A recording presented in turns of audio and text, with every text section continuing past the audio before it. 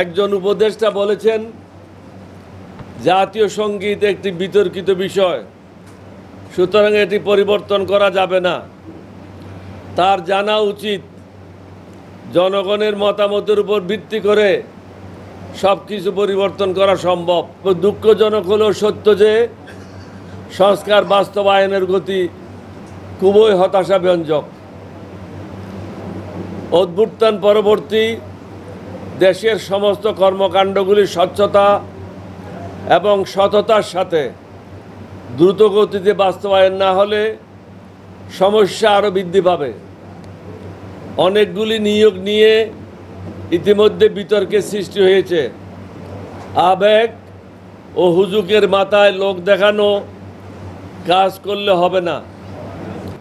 গুরুত্বপূর্ণ জায়গাগুলিতে অধিকতর সতর্কতার সাথে মনোনয়ন বা নিয়োগ নিশ্চিত করতে হবে। এছাড়াও উপদেষ্টা এবং নতুন নিয়োগপ্রাপ্ত ব্যক্তিদের অতীত ইতিহাস জানা না থাকলে বা রাজনৈতিক প্রজ্ঞার অভাব থাকলে দেশ ক্ষতিগ্রস্ত হবে। অন্যদিকে অতর্ব, অকর্মণ্য, ধীরগতি ব্যক্তিদের দিয়ে দেশকে এগিয়ে নিয়ে যাওয়া সম্ভব হবে না। ছাত্র জনতার রক্ত বিতে যাবে। 250-টিরও বেশি ডিজাইন অপশন নিয়ে ওয়ালটন স্মার্ট ফ্রিজ, বোঝে আপনার প্রয়োজন। গণভবন কারো বাপের ভবন না, বরং যে একটি জাতীয় প্রতিষ্ঠান, বাংলাদেশের গর্ব।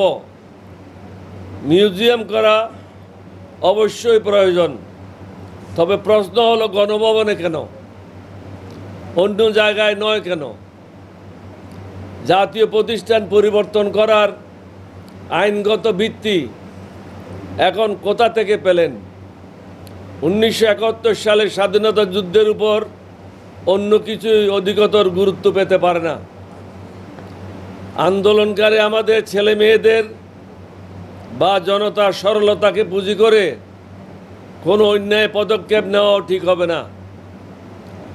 এদেশে এক নায়কত্ব স্বৈরা শাসন কায়েমকারী, গণহত্যাকারী, দুর্নীতিবাজ, টাকা পাচারকারী, টাকা লুণ্ঠনকারী, চাঁদাবাজ এবং জঙ্গিবাজের কোনো স্থান নাই।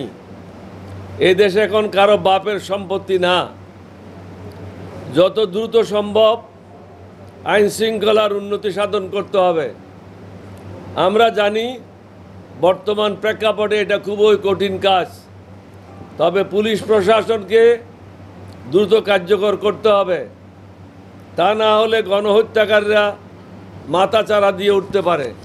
আমাদের সামনে অনেকগুলি চ্যালেঞ্জ, সমস্যার অন্ত নাই। এই চ্যালেঞ্জগুলি দৃঢ়তার সাথে মোকাবেলা করে জনগণকে স্বস্তি দিতে হবে। তা না হলে আমাদেরকে আরও কঠিন মূল্য দিতে হতে পারে। নিত্যপণ্যের মূল্য সাধারণ মানুষের ক্রয় ক্ষমতার মধ্যে নিয়ে আসতে হবে। অসংখ্য আহত ছাত্র জনতা হাসপাতালের বেডে কাতরাচ্ছে। এরই মধ্যে বন্যায় কয়েকটি জেলা ব্যাপকভাবে ক্ষতিগ্রস্ত হয়েছে। এছাড়াও বারবার বাটির দেশ হিসেবে আমরা উজনের দেশের বৈরিতার শিকার হচ্ছি। শেখ হাসিনার এজেন্ডা বাস্তবায়নকারী ও লোটা বহনকারী অনেক ব্যক্তি এখনও প্রশাসনে গাপটি মেরে বসে আছে। তাদের ব্যাপারে জরুরি ভিত্তিতে সিদ্ধান্ত নিতে হবে। 1 মাস অতিক্রম হয়েছে, এখনো পর্যন্ত এই সরকারের নড়াচড়া নাই। গুম, খুন, দুর্নীতি, টাকা পাচারকারী, গণতন্ত্র হত্যাকারী এবং চাঁদাবাজদের সকলকে আইনের আওতায় এনে যত উপযুক্ত শাস্তির ব্যবস্থা করতে হবে। চাঁদা ব্যাপক হারে সমগ্র বাংলাদেশে বিস্তার লাভ করেছে। সরকার নীরব দর্শকের ভূমিকা পালন করছে। প্রশাসনের মধ্যে দুর্নীতিবাজ, টাকা পাচারকারীদেরকে চাকরি থেকে বরখাস্ত করা এবং তাদের বিরুদ্ধে দুর্নীতির তদন্ত করা খুবই জরুরি।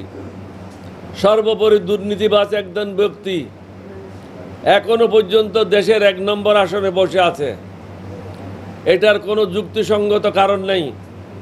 সংবিধানের দোহাই দিয়ে যারা তাকে এই আসনে বসায় রেখেছে তারা পক্ষান্তরে ছাত্র জনতার আত্মত্যাগের সঠিক মূল্যায়ন করছে না।